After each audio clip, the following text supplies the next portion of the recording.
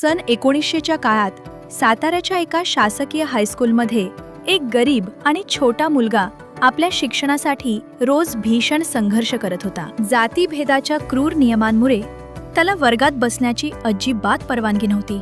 म्हणून त्याला नेहमी वर्गाबाहेर बसूनच शिक्षण घ्यावं लागायचं. शाळेत तहान लागल्यावर पाणी प्यायचं असेल तरीही त्याला स्वतः भांड्याला हात लावण्याची मुळीच परवानगी नव्हती.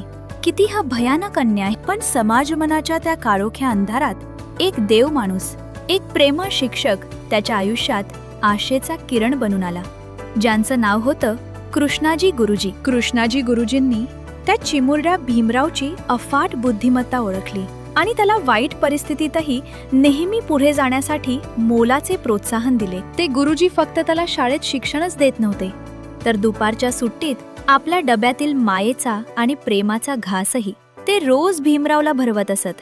त्या प्राथमिक शाळेच्या अधिकृत पटावर त्यावेळी या लहान मुलाचे मूळ नाव वेगळे नोंदवलेले होते.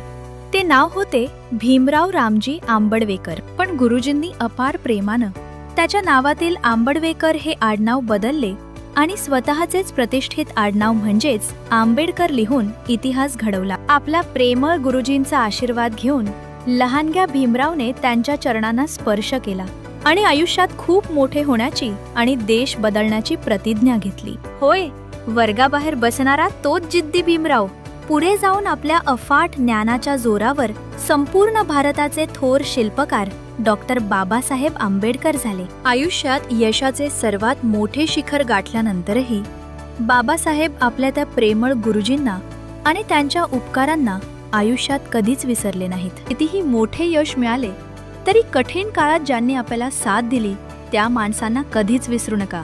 जय भीम, जय